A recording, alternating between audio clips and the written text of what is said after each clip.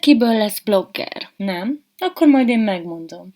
Aki saját maga kevés ahhoz, hogy valamit meg is csináljon. Hogy valamilyen piacképes terméket létrehozzon, és azáltal a piaci körülmények között magát megméresse. Viszont kurvára szerepelni akar. A reflektorfénybe vágyik, csak éppen kevés hozzá, mert a sors azon kívül, hogy járni, beszélni, megírni megtanult, nagyjából semmilyen más képességgel nem áldotta meg. Ja, és szobatiszta. Talán. És ennyi. Aztán kitalálja magáról, hogy kritizálni bezzeg tudja azokat, akik valamit csinálnak.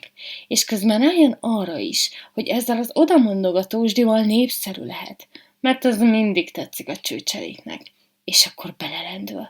Persze, ha van ingyen süti, meg krémecske, vagy uram, bocsa, egy ruci, akkor persze mindjárt más. Akkor a szar is manna. Na hát ilyen egyszerű ez, kislány. Mert a dumáláshoz csak száj meg levegő kell. Ész meg gerinc? Az nem. Bravo. Pont ugyanaz a különbség, mint a tényleges szex meg a pornófilm között. Végül is, jobb hiány.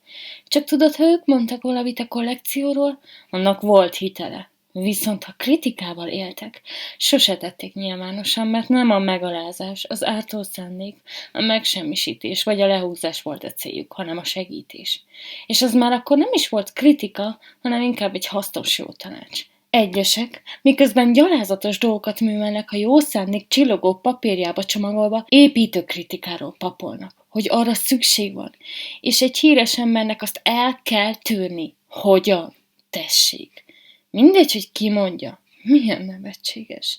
A kritika, ha valaki nem tudná, azt jelenti, hogy bírálat, vagy értékelő vélemény. Hát hogy lehet valami építő, ami a másik bírálatából áll? Még hogy jó indulatú kritika. Az vajon mi?